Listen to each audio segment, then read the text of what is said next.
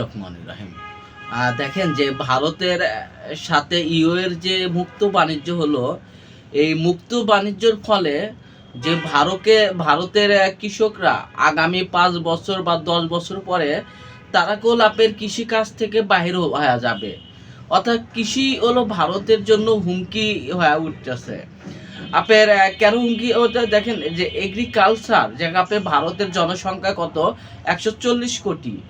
এই 140 কোটি জনগণের আপনার কৃষি ভর্তুকি দিতেছে আপনার 1.94 লক্ষ কোটি টাকা, বা 2023 বা 24-এ ভারত কৃষিতে ভর্তুকি দিতেছে 2.85 লক্ষ কোটি টাকা। এটা হলো কৃষি ভর্তুকি দেয়। এই ভর্তুকির পরে সারের ক্ষেত্রে যেমন সার কিনতে পারে, বা কীটনাশক যা যন্ত্রপাতি কিনতে পারে, আপনার বীজ কিনতে পারে। এই জন্য আপনি সরকার প্রতি মাসে দেখা যায় যে 2.5 লক্ষ কোটি টাকা আপনার ভর্তুকি দিতেছে ভারতে। এবং ভারতের অধিক জনসংখ্যা, 140 কোটি জনসংখ্যা।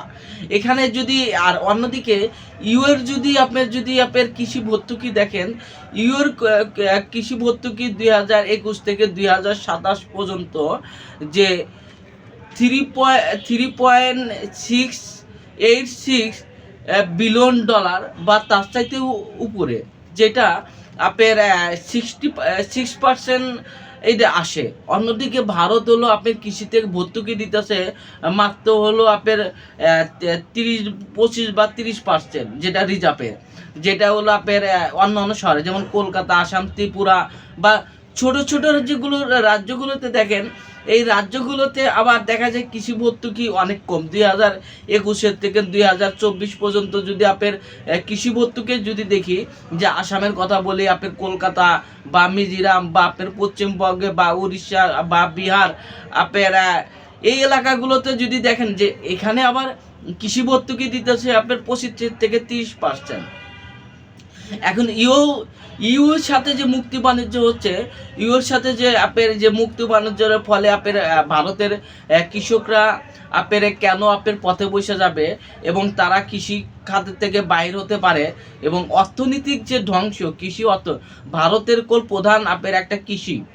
আপনার রিজার্ভের আপনার 3 ভাগের 2 ভাগই আসে কৃষির থেকে, একটা আসে আপনার রেমিটেন্স, যে এখান থেকে ভারতের মেন অর্থনীতিক। এই অর্থনীতিক আপনি যদি দেখতে চান যে ইউএর যেখানে ইউর সাথে বাণিজ্য মুক্তিতে আপনার কেন ভারত মুখ থুবড়ে পড়বে এবং কৃষকরা আপনার দাম পাবে না, কারণ ইউএও বা আপনার পশ্চিমা বিশ্ব তারা হাজার হাজার কোটি টাকা আপনার দিতেছে আপনার ভর্তুকি। সবচাইতে আপনার কৃষি ভর্তুকি বেশি দেয়, যে যা জলবায়ু পরিবর্তন, আপনার খামার বা পরিবেশ, আপনার এটার জন্য আপনার 3.68 বিলিয়ন ডলার বা তারও উপরে তারা কৃষি ভর্তুকি দিতেছে। এখানে তারা ভর্তুকি পায়া আপনি চাষ করতেছে এই সরকারির থেকে। অন্যদিকে ভারত হলো আপনার 50%, তার চাইতে অর্ধেক কমে আপনার ভর্তুকি পাচ্ছে। একজন কৃষক ধরেন যে ইউএর কৃষক হলো ভর্তুকি পাচ্ছে হলো এইটা 80 টাকা, আর ভারতের কৃষক হলো ভর্তুকি পাইতেছে হলো 30 টাকা। তাহলে ইউর কৃষকের আপনার একটা জিনিস উৎপাদন করতে, আপনার চাল ডাল বা গমের উৎপাদন করতে যদি আপনার 10 টাকা খরচ হয়, ভারতের মার্কেটে আপনার বিক্রি করবে হলো আপনার যদি 15 টাকাও বিক্রি করে, তাহলে হলো লাভ হবে কত, 5 টাকা। এখন ভারতের যে মার্কেট, যারা ভারতের ব্যবসায়ী কৃষকরা, এই কৃষকদের উৎপাদনও করতে লাগতেছে হলো 20 টাকা। এখন যদি 20 টাকা উৎপাদন করে, সে কি 15 টাকা বিক্রি করবে? কখনোই করবে না। তাহলে এই যে আপনার বাইরে আপনার যেটা যদি পণ্যগুলো আপনার তাদের হলো ট্যারিফ, যে 0% ট্যারিফ, এই ট্যারিফগুলো যে পণ্যগুলো, এই পণ্যগুলো কী কার্বন ডাই এবং আপনার স্টিল, কৃষি পণ্য, বা আপনার শিশুদের খাবার, বা আপনার গাড়ি। আপনার অন্যদিকে ভারত থেকে যায় হলো আপনি দেখে ওষুধ যায় এবং কাপড় চোপড় আপনার এইগুলো বেশি যায়। কিন্তু দেখেন যে আপনার খাদ্য, ভারতের খাদ্য হলো ইউ বা পশ্চিমা বিশ্ব তো তেমন গ্রহণ করে না, কারণ ভারতের যে কালচার এবং ভারতের যে উৎপাদন ও কালচার, এই উৎপাদন ও কালচার আপনার পশ্চিমা বিশ্ব ভারতের খাবার নেয় না। কিন্তু পশ্চিমার খাবার হলো আপনি দেখা যায় যে ভারতে আসতেছে। তাহলে এখানে কি বোঝা যাচ্ছে? তাহলে এখানে কৃষকদের যে একটা লস হচ্ছে, যে ভারতের যে কৃষকরা যে আগামীতে যে একটা পরিবেশ ঝুঁকির মধ্যে পড়তেছে, এইটাগুলো এখানে সামনে আসতেছে। আপনার ভারতের যে গদি মিডিয়াগুলো যে দেখাচ্ছে যে মুক্ত বাণিজ্যর ফলে আপনার ভারত এবং ইউ আপনার হাজার হাজার কোটি টাকা বিজনেস করছে, ভারত এবং ইউ ভালো সম্পর্ক আসতেছে, এবং ভারত এবং ইউ আমেরিকাকে বাদ দিয়ে আপনার কেন ইউ এর সাথে আপনার মুক্ত বাণিজ্য করলো, অনেকগুলো প্রশ্ন আসতেছে। দেখেন আপনার কিছুদিন আগেই যেখানে আমেরিকা ভারতকে অফার দিল মুক্ত বাণিজ্য করার জন্য, তাদের পণ্য হলো ভারতে আপনার আসার জন্য, ইলেকট্রিক্যাল পণ্য, আপনার মোবাইল বা মার্কেট, এগুলো পণ্য। কিন্তু এই আমেরিকার সাথে এই মুক্ত বাণিজ্য করলো না, না করে আপনার ইউ এর সাথে করলো। এখানে ভারত এক ঢেলে 3 পাখি মারতে যায়, ভারত নিজে লস খাচ্ছে। কেন এক ঢেলে 3 পাখি মারতে চাইছিল?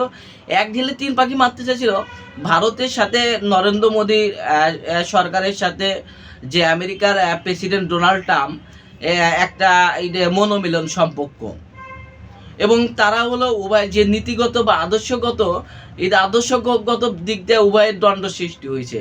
অর্থাৎ ভারত চাচ্ছে হলো আপনার নিজস্ব অর্থনৈতিক বলয় তৈরি করতে, ডলারের পরিবর্তন, এবং আমেরিকা কখনোই করবে না আপনার অর্থনৈতিক ডলারের পরিবর্তনের জন্য। আমেরিকা কখনোই প্রস্তুত থাকবে না, কারণ যেটা আমেরিকার রাজস্ব বা পৃথিবীতে তারা রাজস্ব সৃষ্টি করে। তাহলে দেখেন এই যে এখানে যদি যেখানে আমেরিকার সাথে মুক্ত বাণিজ্য করলো না, অন্যদিকে ইউ এর সাথে আপনি মুক্ত বাণিজ্য করলো, তাহলে দেখেন এই যে প্রসেসিং যে আপনি, তাহলে এই এখানে প্রশ্ন উঠতেছে না। দেখেন ভারতের মিডিয়া তো আপনার এইটা অনেকেই গল্প শোনাচ্ছে, কিন্তু যেসব ভারতের বাস্তববাদী মানুষ, যারা ভারত নিয়ে ভাবে, যারা ভারতের কৃষক, শ্রমিক, মেহনতি মানুষকে নিয়ে ভাবে, তাদের যদি বিশ্লেষণগুলো দেখেন যে তারা কি বলতেছে, যে ইউর সাথে মুক্ত বাণিজ্যর ফলে ভারত প্রতি বছর কয়েক লক্ষ মিলিয়ন ডলারে তাদের রাজস্ব হারাতে পারে। এই রাজস্ব হারানোর পরে ভারতের কৃষকরা এখানে কৃষিকাজের থেকে বাইরে হতে পারে। আগামী 10 বছরের মধ্যে দেখা যায় যে ভারতে আপনার যে কৃষির যে একটা উদ্ভব ঘটছিল, এই কৃষির উদ্ভবগুলো থামা যাবে। যে দেখা যায় যে এখানে বেকারত্ব আরো বেশি সৃষ্টি হবে। নরেন্দ্র মোদী তার দেশকে, তার কৃষি সমাজ, কৃষকদের, দারিদ্র মানুষকে, তাদের আপনার এতটাই অবহেলা এবং বিপদের ফালা দিতেছে, যেটা পরবর্তীতে অনেক ঝুঁকির মধ্যে পড়তে পারে। কারণ নরেন্দ্র মোদী বিজনেসম্যানদের শুধু সুবিধা দিতেছে। আপনার ইউ এর সাথে চুক্তি, এটা আপনার এখানে হলো পুঁজিবাজি অর্থনীতি, যেগুলো পুঁজিবাজি আপনার ইগুলো থাকবে, ধনীগুলো থাকবে তাদের জন্য। আপনার আদানি, আমদানি, এইটা ন্যাটো, নিটল টাটা, এইরকম বিজনেসগুলো লাভ হবে। কিন্তু অ্যাকচুয়ালি ভারতের যে কৃষকদের, এই কৃষকদের তারা কিছু পাবে না। কারণ ভারতের কৃষকরা আরো বেকারত্ব সৃষ্টি হবে। গ্রামে আপনার গ্রামগুলোতে মানুষ বেকারত্ব সৃষ্টি হবে, গ্রামের মানুষের অর্থনৈতিক সংকট তৈরি যাবে। তাহলে দেখেন এই যে নরেন্দ্র মোদী আপনার ধর্মকে রাজনৈতিক ব্যবহার করে এবং আন্তর্জাতিক চাপ, এই আন্তর্জাতিক চাপে পড়ে এবং আন্তর্জাতিককে খুশি করার জন্য তার নিজের দেশের মানুষকে ক্ষতি করতেছে। এটা এখন ভারতের মানুষ বুঝতে পারতেছে। সবাই ভালো থাকুন। আসসালামু আলাইকুম।